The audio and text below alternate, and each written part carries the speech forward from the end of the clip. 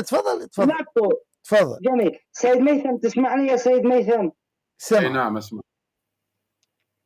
سيد ميثم، أنت صاحب المقولة العصماء منذ 3 سنوات وإلى الساعة: نحن لا نطعن بعائشة، نحن لا نقول إلا ما ذكر بكتبك.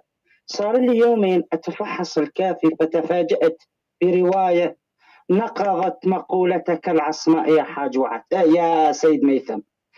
نعم. في الكافي الجزء الثالث الصفحة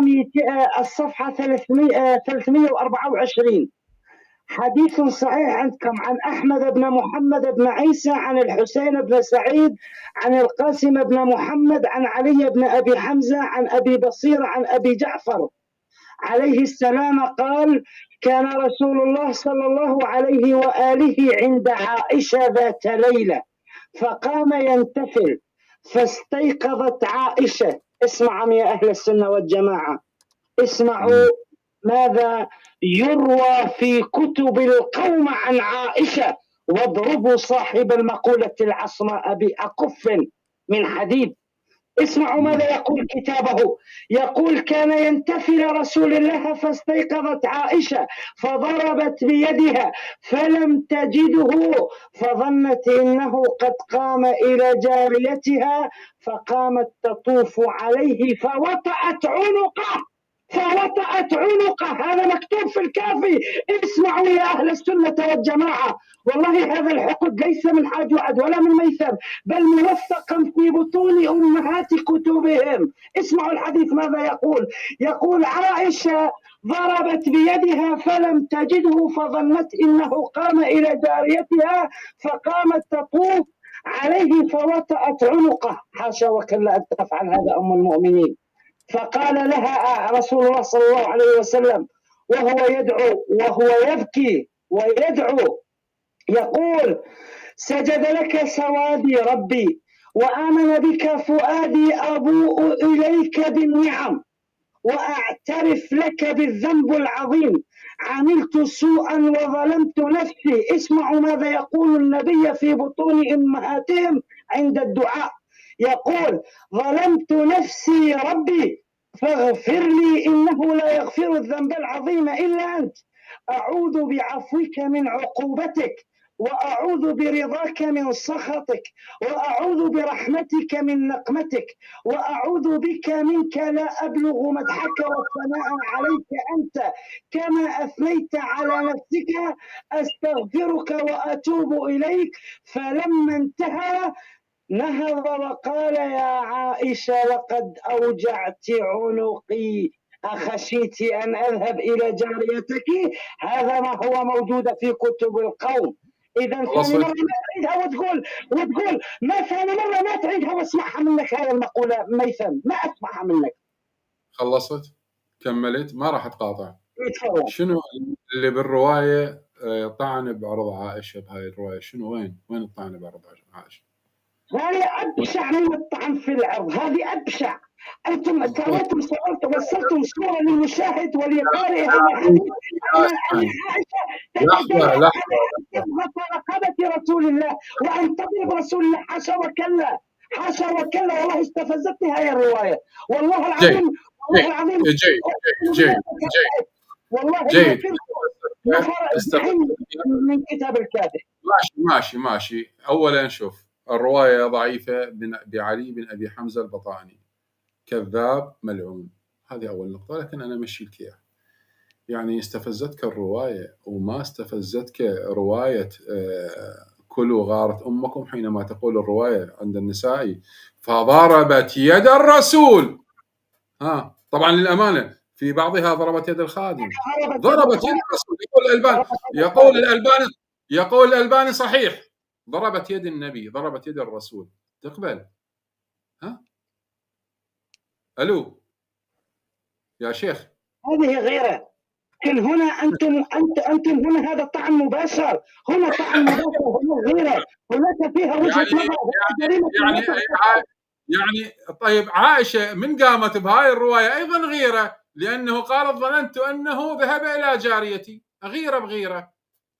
والسلام عليك يا أبو الحيرة. هاي غيرة وذيك غيرة. يعني الغيرة عندك تمشي وعندنا ما تمشي مثلا. هاي غيره هم أبو سلطان طبعا يا المجلس حاج وعد اتفاجئ، صار لي يومين ماسك كتاب الكافي اتفحصه، اقسم بالله صار العظيم يومين صار لك يومين حاج وعد الحكي بيناتنا والله انا على ابواب التشيع، ولكن انا قاعد اتفحص كتبكم والله قاعد اتفاجئ، قاعد انفر والله قاعد لا انفر. أبو سلطان والله احنا ما نريدك تتشيع بصراحه، غير لحظه سيدنا، احنا ما نريدك تتشيع اخواني المجلس. لا انا مو بالشان ارضيك، لا انا مو بالشان ارضيك او ارضي ميتم، هذه مساله جنه او نار، لاني قاعد اشوف عندكم صراحه هناك نوع وميل من الحق في بعض من المسائل اللي تطرحونها على خلى خدمه هذه القناه المباركه، الحج ابو المسائل. والله انا ما اتشيع لك، انا اتشيع عن نفسي لان هذه مساله جنه ونار. اذا شيء يتعلق خير بكرعوب رجلي بالنار، ما اصيح يا وعد يا ميثم، اصيح يا رب، شوف يا رسول الله. بس خلي اقول شيء، يعني انت ما صارت الغيره براسك لما النبي صلى الله عليه واله في صحيح البخاري يقول لعائشه: يا عائشه لا تكوني فاحشه، بالله عليك انت تقول لزوجتك فاحشه؟ لا هنا غارت عندما سمعت شتيمه رسول الله، قالت وانتم كذا كذا، مثل تو لما غرت على حاج واحد وشفت هذاك شفته قلت له اخرس يا كلب يا ابي الكلب. هذه هنا لا تستخدم الفاظ هاي تحضر علي وعد، فقال لي يا ابا سلطان لا تكن فاحشا في الكلام. يقول لها فاحشه يعني؟ مثل هاي لما شفت واحد يغلط على حاج وعد وانا غرت، فقلت له يا كلب لو مخليني حاج وعد والله لا اشتم واقول له يا زاني يا ابن الزانيه. هنا انا ادخل حاج وعد يقول لي لا تكن فاحشا يا ابا سلطان. وهنا عندما لحظه طولت بهاي القضيه، لحظه سيد اخواني، في هذه الروايه اللي ذكرها الله يحفظه سيد ميثم، الآن هو يريد الطعن بالنبي صلى الله عليه وآله في كتب الشيعة، لكن عندما تقرأ الرواية تجد أن سوء الظن كان من النبي ولا كان من عائشة، بمعنى أن النبي ظن أن عائشة فعلت أمر مستقبح، ولا عائشة هي التي ظنت أنه فعل أمر مستقبحا. جواب عائشة، والدليل على ذلك أنا أسأل أي زوجة الآن تسمع صوتي، أي زوجة من الأخوات من اللاتي يسمعن صوتي، زوجك مؤمن يخاف الله تبارك وتعالى وينام إلى جنبك، وأنت مؤمنة وهو مؤمن، الأصل فيكما والأصل فيك حسن الظن بزوجك أم سوء الظن؟ جواب حسن الظن. والدليل على ذلك أي رجل زوجته تروح للمول للسوق تتسوق ما يظن بها ظن السوء. فعائشة عندما لم تجد النبي المفروض تحسن الظن بزوجها المؤمن، تقول راح يصلي، موجود بالحمام، موجود بمعرف منه، من حسن الظن. لكن لأن عندها سوء الظن وسريرتها معروفة، قالت إنه النبي يدور نسوان، فراح من يمي وراح يدور له وحده غيري. حج بالحلال لو بالحرام؟ سؤال، فرضا راح يدور بالحلال لو بالحرام؟ بغض النظر الآن الرواية حلال لا، هو الرواية يريدها إليه صارت حل. يا هذا طعن مباشر بالرسول وطعن مباشر بعائشة. لا هي ويا مالته النبي ما فعل.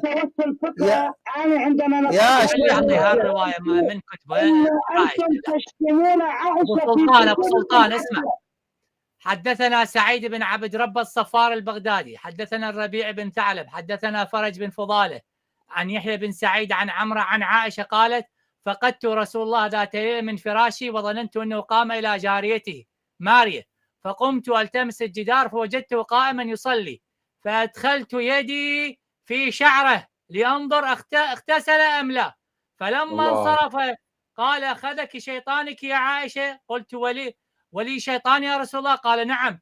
قلت ولجميع بني آدم؟ قال نعم. قلت ولك؟ قال نعم، ولكن الله أعانني عليه فأسلم. يلا، اكو وحده مره تشك بزوجها تخلي ايدها على شعره على مود يغتسل او لا؟ نفس الروايه، روايه البخاري، نفس الروايه، عفوا روايه مسلم، نفس الروايه. لما خرجت وراءه تركض وجدته يدعو لشهداء احد، فلما انصرف ركضت، فلما اتاها قال يا عائشه ما لي اراك حش الرابيه، تنفس حيل قلب. سكت ابو سلطان. أأنت السواد الذي كنت خلفي؟ قالت نعم. يقول فلهدني، لا ضربها بمجمع الكف، ضربها ضربه ساعد الله قلب على عائشه. شلون يعني؟ هسه لو فرضا صح انه مثلا قام يريد يروح يم ماريا، زين بالله عليك يعني والله يا اخوان خلونا نحكي غير امور. هو ذا نايم يم هتلر، واحد قاتل يقتل 100,000، هذا اللي يقتله هذا عنده انسانيه؟ رحمه الله على سيد محمد رضا الشيرازي. سيد محمد رضا الشيرازي يقول ليله واحده يا اعطينا مجال يا سيد ميثم. لحظه ارجوك.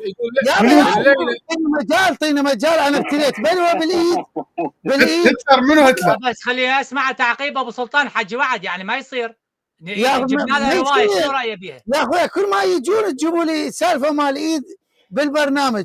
مره عائشه تجر ايدها من النبي، مره تلمسه، مره قرده ويا هذا القرد الشاب الحلو وسلت يدها من تحتي وراحت الشمه وراحت شنو قضيتكم؟ ما تقول انتم شنو قضيتكم؟